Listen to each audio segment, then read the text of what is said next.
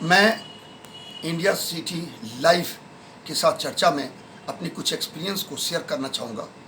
आज राज्य और भारत सरकार की जो एक तकरार यास तूफान के जस्ट बाद हमारे प्रधानमंत्री महोदय का एक इस तूफान के ऊपर रिव्यू मीटिंग होने के समय हमारे दोनों मुख्यमंत्री उड़ीसा और बंगाल और साथ साथ उनके चीफ सेक्रेटरी और कुछ सीनियर अधिकारियों को बुलावा दिया गया था, लेकिन ममता बनर्जी कुछ कार्यों में व्यस्त होने के कारण वो लेट हो गई।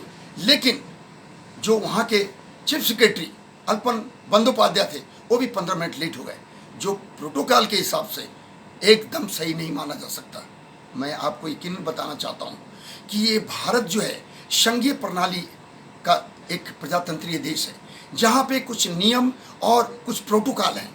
अब बताने की बात यह है कि 51B के तहत भारत सरकार ने अल्पन बंदोपाध्याय को जवाब मांगा है शोकॉज नोटिस में कि आप इस आपदा के समय रिव्यू मीटिंग जहां प्रधानमंत्री महोदय का चलने का समय था उसमें 15 मिनट क्यों लेट हो गए।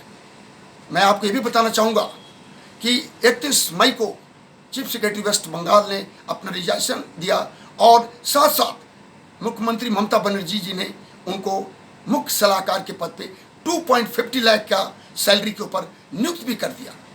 सवाल इस बात का है कि भारत सरकार के ही नियम और कानून के तहत जो यूपीएससी के आईपीएस और आईएएस अफसर होते हैं वो उनकी कार्यप्रणाली समुचित रूप से निर्देशित होती है। मैं आपको बताना चाहूँगा कि कोई भी प्रतिनिधि, जैसा कि भारत सरकार ने अल्पन बंदोपाध्याय को बुलाया था लेकिन वो ममता बनर्जी ने उनको रिलीज नहीं किया राज्य सरकार, तो यकीनन ये प्रतिनिधि राज्य सरकार की सहमति से होती है। लेकिन हमारे नियम में बताया हुआ है 154 के तहत कि अगर राज्य सरकार और भारत सरकार में कोई असहमति हो जाए तो भारत सरकार के आदेश को ही पालन करना पड़ेगा। अल्पन बंदोपाध्याय जबकि वो अपना रिजाइनेशन देकर मुख्य सलाहकार के पद पर नियुक्त हो गए हैं, लेकिन उनको 3 दिन के अंदर जवाब देना जरूरी है, क्योंकि ये एक बहुत कड़ा मैसेज होगा भारत सरकार का, क्योंकि पूरा देश अलग अलग राज्यों में तौर तरीके इससे डिस्टर्ब होने की संभावना है।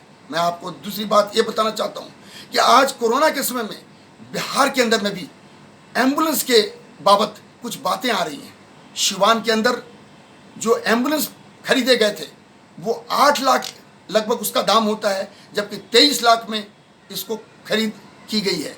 ऐसा एक टीवी ने अपने स्टिंग ऑपरेशन में बताया है और भी इसके ऊपर काफ़ी बहस भी चल रहा है बिहार में।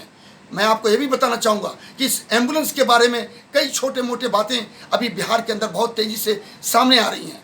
सवाल इस बात का है कि हमारा प्रशासन इसकी जांच भी कर रहा है। उन्होंने बोला है कि साहब कोटेशन मांगे गए थे, लोएस्ट रेट को एक्सेप्ट भी किया गया है, लेकिन अगर इसमें कोई खामी हो तो इसकी जांच के बाद अगर कोई गलती हो तो उसको सजा कानूनी प्रक्रिया के बाद अवश्य देना जरूरी है, क्योंकि ये कोरोना घोटाला में इस तरह का हरकत किसी भी आम पब्लिक और प्रशासन को एक्सेप्टेबल नहीं हो सकता। मैं आपको बताना चाहूँगा कि भारत के अंदर अभी एक और समस्या आया है। चीन ने बताया है कि हमारे यहाँ भारत का वेरिएंट कोरोना आ गया है, लेकिन पूरी दुनिया को पता है कि चीन के द्वारा फैला हुआ वायरस है, वो भारत को बदनाम करना चाहता है। लेकिन इस पे भी राजनीतिक आरोप और प्रत्यारोप जो कि सही नहीं माना जा सकता। मैं आपको और बताना चाहूँगा कि एलएसी के ऊपर चीन सैटेलाइट, अपने बंकर, अपने हथियार और सिक्किम और अरुणाचल के एरिया में अपने आम नागरिकों को बसा रहा है। ये इसकी धोखा की पुरानी आदत है।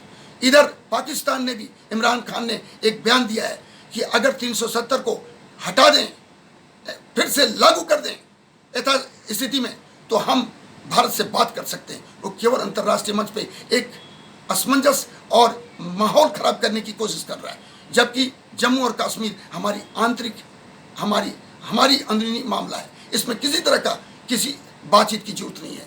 मैं आपको यकीनन ये बताना चाहता हूँ कि वो भी एलओसी के ऊपर, जैसे कि हमास ने फिलिस्तीन के ऊपर अपने नागरिकों के बीच में अपना जमौरा, अपनी सैन्य सामरिक डेवलपमेंट की थी, उसी तरह से वो आजकल पीओके के ऊपर कार्रवाई कर रहा है। मैं आपको बताना चाहूँगा कि समय है कोरोना जो कि ग्राफ नीचे जा रहा है, कोरोना से हम जीतने के आगे की तरफ बढ़ रहे हैं। तो ये समय पूरे देश को साथ रहने का है। और हमारे बिहार के अंदर भी 8 तारीख तक लॉकडाउन हुआ है, इसमें कई चीज़ें ढील दी गई हैं। हमारे लोगों को इसमें अपना डिसिप्लिन और इस तरह की अपने काम को करना है जिससे कि कोरोना जो है एकदम समाप्त हो जाए और हम बेहतर ढंग से अपने विकास को कर सकें।